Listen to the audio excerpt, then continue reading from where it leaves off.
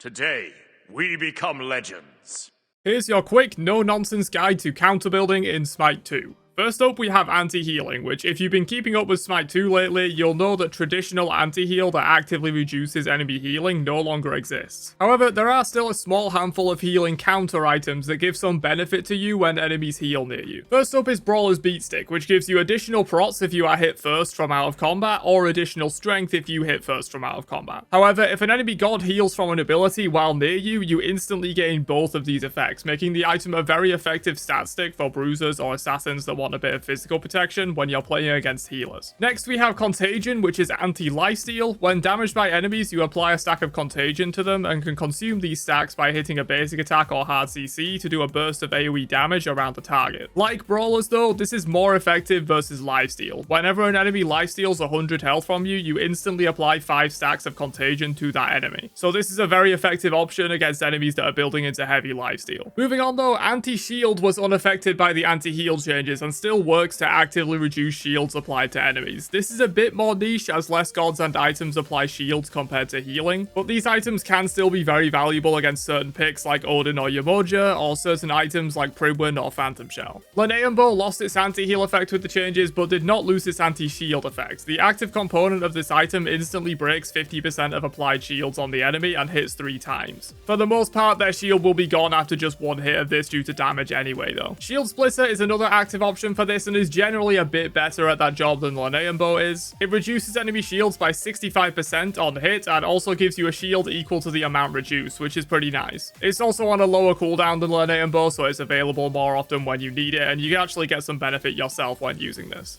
And finally we have Erosion, which is your full tank anti-shield option, and it actually works a little differently to the others. While other options reduce enemy shields that have already been applied, Erosion just passively reduces enemy shields as they are applied to them. So you don't have to react to a shield being applied, it just reduces them out of the gate. This is an aura effect, so just being near someone will apply the anti-shield, and whenever you reduce a shield this way, you gain a protection boost for a short time, stacking up to twice. This one is especially nice due to its always on aura style effect. Just be near the enemy and they're getting reduced value and giving you a protection boost. Next up we have anti-basic attack item effects, with our first option being Hide of the Nemean Lion, which is an active effect that makes you reflect 40% of all basic attack damage and 20% of all ability damage for a short duration. This is especially good against crit builds, as crit increases the actual damage of the basic attack itself, but is less useful against on-hit item proc builds as it will not reflect the item damage, only the basic attack damage itself. Next up is Leviathan's Hide, which is one of the weaker items in this category in terms of raw effectiveness at shutting down auto attackers. This has a passive that reduces enemy strength by 10% for 4 seconds when they basic attack you. Again, like Nemean, this is better against crit builds as they essentially deal 190% of their strength per basic attack, whereas non-crits only deal 100% of their strength. This also won't help you against item procs, so the on-hit shredder builds with items like Sunbeam Bow, Odi Bow, Tearfing, and Bragi's Harp will be relatively unaffected by this. If that ADC is doing 100 raw basic attack damage but 200 damage from item procs, reducing that raw 100 by 10% but doing nothing about the 200 makes this item pretty irrelevant to counter those kind of builds. At least right now, and if you would build this, it's not really for that strength reduction, it's more for the health stacking passive. Speaking of better against crit though, next up we have one of the premium anti-auto attack items in the game currently, but only against crits, that being Spectral Armor. This item has great stats for the cost and a passive that reduces enemy crit damage and attack speed by 25% in an aura around you. Of course, you only build this against crit builds, but if they have someone building crit, this item is very good at neutering their damage, not only against you, but against your entire team, so long as you stay near them in the team fight. This is different from Smite 1 Spectral Armor, which was an entirely selfish effect that made you specifically take reduced crit damage. In Smite 2, it's an aura around you, so it also helps protect your team. And Chile is next up, which is similar to Leviathan's Hide in a way, in that it's an item that does other things for you with a small bonus of being anti-auto attack. And Chile's active effect causes your next ability to silence, but it also has a passive effect straight up taking 10% less basic attack damage. This is very similar to Leviathan's Hide, as a 10% strength reduction is almost equivalent to taking 10% less basic attack damage since they scale at 100% strength. Reducing an enemy's strength by 10% roughly reduces their basic attack damage by 10% as well. There is some base power on basic attacks so they don't hit for 0 with no strength, but most of their damage comes from strength scaling. Also, like Leviathan's Hide, Anchile is only reducing the basic attack damage itself, not any item procs, and thus is more useful against crit, but less useful against item proc spam builds with Sunbeam Bow, tier thing, etc. And the final anti-auto attack item to talk about is Pharaoh's Curse, which comes with an active effect that slows enemies and reduces their attack speed by 40%. This also cuts shields in half, but I thought I would talk about it in this section instead of the anti-shield section. But yeah, if you want some anti-shield, Pharaoh's Curse does do that for you as well. I've mentioned a lot that reducing basic attack damage is not super relevant against item proc spam builds, and Pharaoh's Curse is better in those cases because it reduces attack speed, meaning they get less hits and less item procs in total. That makes this item a bit more attractive against that build style compared to most of the other options. But moving on, let's talk about anti-health items next up, which our first one being Heartseeker, which deals % max HP damage equal to 2.5% of your strength. This item is crazy good right now and is generally always a staple of ability-based strength builds, but that could be different depending on when you watch this video. Most builds can easily reach 300 strength, and in that case, this item is doing 7.5% of your target's max HP every time you hit an ability on them. So 30% of their health bar just from this item when you hit a full kit rotation. Of course, that's pre-mitigation, so it won't actually be dealing 30% of their health, but it's still crazy good. Moving on though, next up we have Kin Size, which works a little bit differently from Heartseeker. This one deals damage equal to 10% of the max health difference between you and the target. This essentially means that Kins does literally nothing against other squishy targets, where Heartseeker would still hit for a decent bit of damage, but Kin Size will do more damage against high max HP targets with way more max health than you. This item generally isn't great right now, but if you do find enemies stacking HP items like Gauntlet of Thebes, Leviathan's Hide, Spectral Armor, Wish Granting Pearl, etc., then this item can swing pretty hard. But at the moment, slamming max health into tank builds is generally not super popular. But moving on to our final max HP counter item, we have Soul Reaver, which takes some elements from both of the previously discussed items. It will only hit enemies with more max HP than you, just like Kinsblade does, but it also has 20% flat intelligence scaling on it, so even if the target only has a tiny bit more max HP than you, this will still at least hit for 20% of your intelligence per ability. And if you're facing gods with significantly more max HP than you, that 8% difference will add up pretty quickly over the course of a kit rotation, making this item a pretty effective counter to tanks in general, even if they're not maximizing their HP. If they are stacking max HP items in their build though, this item is crazy good and you should definitely be buying it in that case. But even against just regular tank builds, it will still hit decently hard, and there can be some situations where a squishy has a small amount of max health from an ancillary source, like a jungle starter item or soul gem, and this will allow Reaver's passive to trigger on them, assuming you haven't built any health in your own build, of course. It won't hit for that much in that case, but as mentioned before, it will at very least have that flat 20% of your int per ability. Next up, we have a couple of easy counter build options with the anti-slow category. First up is Hussar's Wings, which is a luxury item being very expensive, but gives great base stats and straight up makes you immune to slows. This is a good option on tanks against teams with multiple strong slows, like a Kulkan's 1, Cupid's Ultimate, Nemesis 2 and Ultimate, etc. This is especially useful if said slows are preventing you from chasing down the enemy backline. If they're relying on slows to keep you away from them, picking up Hussar's Wings can completely negate that and let you run them down. And the other anti-slow option is team-wide but on a cooldown with Stampede. This item is just good in general even without factoring in the slow immunity, as it gives everyone around you a massive decaying movement speed buff that lets you engage, chase or run away as a team very effectively. But this also comes with slow immunity, which makes this item even more attractive against heavy slow comps. Pop this when they drop a Cupid ult on your team and everyone could just run out of it for free, no problem. Moving on to a slightly larger category of counter building though, next up we have the anti-CC category, with our first option being Magi's Cloak. This item isn't great right now, but that could change with some buffs by the time you watch this video. It has a passive that grants you a bubble every 90 seconds. While this bubble is active, the next hard CC that hits you will be immune and grant you 1.5 seconds of CC immunity. This can be good in specific situations where the enemy has one big hard CC that is hitting you in fights and causing you to die if your beads are down. If the enemy team has many smaller hard CCs, this is less good though, as they can just see that you have it, throw out a ranged hard CC while poking and ping it off you, and then engage when the effect is down. Also, this item is generally bought on squishies, not on tanks, despite what the base stats would suggest. Tanks generally don't die to one single hard CC in a fight and have better options than this, such as Spirit Robe, which is the premier anti-CC tank option right now. This grants you a large protection boost and heal over time whenever you are hard CC'd, and this has no internal cooldown unlike Magi's Cloak. The effect lasts 6 seconds, so as long as you're getting hard CC'd once every 6 seconds, which isn't uncommon for a tank when diving the backline, you can pretty much read this item as 65 of both protections and a small constant healing effect, which is really good. Hard CC is so ubiquitous in Smite that Spirit Robe isn't really even a counter build item per se. The vast majority of team comps will have enough hard CC to make this item worth it, and I build it in most of my tank builds pretty much every game right now. Next up is a somewhat similar item but worse, at least right now, and that's Mantle of Discord. This has a passive effect on a 110-second cooldown that activates when you drop below 40% health. This stuns all nearby enemies and makes you CC immune for 1 second. The long cooldown makes this item hard to justify at the moment, but again, that could change depending on when you watch this video. This item is at its best when you're getting CC chained into instant death while diving the backline as a tank. This effect can proc and save you at 40% health through its CC immunity. If you're not getting CC chained but just hit with hard CCs on a regular interval, Spirit Robe would be the better option out of these two. Talisman of Purification is up next and probably is the most true counter to hard CC of any of these items, as its active effect literally makes you and all nearby allies CC immune on a 3-minute cooldown. That cooldown is really what keeps this item in check, as straight up unconditional CC immunity whenever you need it is very powerful. This generally isn't worth building just to give yourself an extra set of beads as a tank due to the long cooldown, but where it is worth building is against AoE CC teamfight ultimates like Hunbat's Fear No Evil, Cerberus Stygian Torment, or Ares No Escape. In those situations, this item can be a lifesaver and is definitely worth building. Though it won't completely save you every time due to its aforementioned 3-minute cooldown, whereas a lot of the ults you're looking to counter with this will be closer to a 1-minute cooldown with some CDR in their build. So don't waste this active if possible. And finally for anti-CC, this one isn't technically a true anti-CC item, but that's Freya's Tears. This grants you a % protection boost when you take 25% of your health and damage, stacking up to twice.